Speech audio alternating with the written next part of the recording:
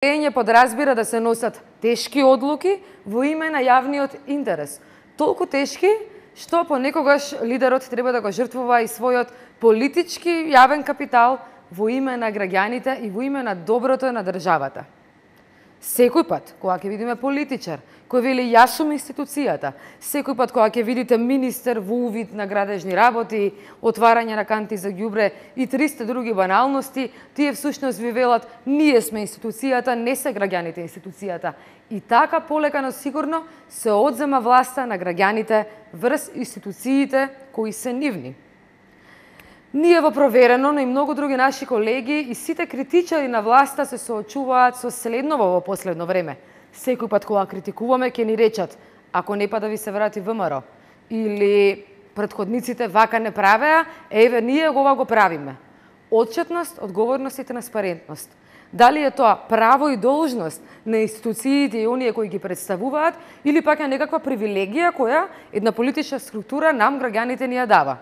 За овие манифестации на едно владење на кое не сакаме да се сеќаваме, разговаравме со портпаролот на владата Миле Бошњаковски, кој се отвори за јавноста и се понуди да ги објасни дилемите. Кога новата влада дојде, забележавме дека се променија веб страниците на сите владени институции. Не дека бевме фанови на старите веб страници, ама не сме ни на новите. Кога ќе се отвори веб страната, прво што гледаме е фотографии од функционерите, буквално изгледаат како дневни портал сајтови. Сите нивни вести, сите нивни активности, а не сервисите. Ако отворите веб страницата на британската влада, Тереза Меј ќе ви требаат 7 минути да ја најдете фотографија. Сервиси, не лица. Зошто се такви? Те разбирам комплетно, само пред да ти одговорам ќе ми дозволиш малку да те поправам, портпарол на коалиционата влада на парламентарното мнозинство. Најасно. Сега, во однос на веб страниците, не се променија, тие се стари, тие се статични, структурно не изгледаат добро, правени се без стратегија. Промените кои што ги гледате се символични, онолку колку што можевме. Но промени има. Онолку колку што можевме да ги промениме во моментот.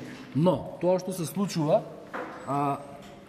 баш во моментот додека разговараме, промените ќе бидат видливи веќе нареднава недела. Ова значи дека токму тоа што го бараш, сервисните услуги за граѓаните следуваат на сите веб страници, сите сервисни услуги на граѓаните, информации од интерес за граѓаните, а не за политичарите. Ќе престане владата да ги користи веб страниците за пиар на политичарите? За пиар. Ќе престанеме ли кога ќе отвориме страница на институција на министерство, се што гледаме да е слики од вести за функционерите? Види, ние имаме должност да ги информираме граѓаните. Ние тука сме за нив и за нив работиме. Пиар, која ќе се употреби во македонскава конотација, добива некако веќе негативна импресија самиот збор. Нема да ги користиме за личен пиар, ние сме влада од граѓаните за граѓаните. И ова секојдневно ги потсетуваме. Значи, ние имаме министер задолжен за транспарентност, отчетност и комуникација. Негова обврска е сите министри, сите политичари кои што се дел од оваа влада да ги потсетува дека ние сме од првиот ден принципиелно целосно отворени за граѓаните. Господине Бошњаковски, вие буквално ставате вести со наслов, со поднаслов, новинарски текстови се тоа.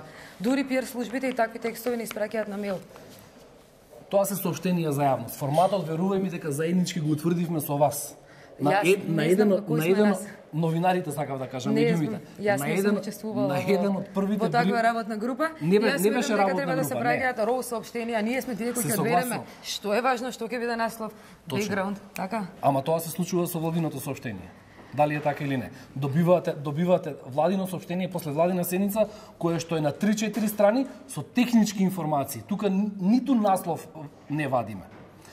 Тоа го баравте на првите брифинзи, тоа го добивате во моментов, иако знаеме дека самото соопштение не ги одговара клучните новинарски прашања, кој, што, како, зошто, кога. Поентата е меѓутоа вие ги барате. Ние, кои сме ние? Новинарите. Не знам, јас не сум барала тоа. Не, вие. И нашиот тим. Не сакам да кажам, вие од соопштението ја вадите вест. Тоа е вашата улога. Токму така. Така ќе биде и со другите соопштенија за јавност. Вие многу добро знаете во каква состојба се медиумите. Така? Точно и тоа. Знаете дека квалитетот на новинарството, благодарение на 10-годишната репресија, водена од Никола Груевски, се уништија редакциите, опадна квалитетот и ова е на некој начин интенција да се игра со Фактот дека нема искусни новинари, нема доволно луѓе во редакциите и тие се ослонуваат на готови и вести кои ви им ги сервирате.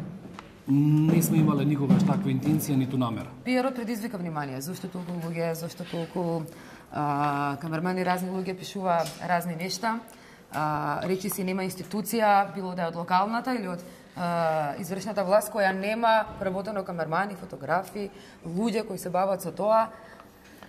Имаме, секојдневно добиваме соопштенија од министри, еве Венко Филипче последен, увид во градежни активности, на проект кој не ни започнал. Тоа најте на кого потсетува. Така, дали е работа да ние да бидеме запознаени со секој чекор на секој 5 минути? Патем, увид во градежни активности, каква врска има со квалитетот на реформи и со тоа што вие сакате да ни го доловите?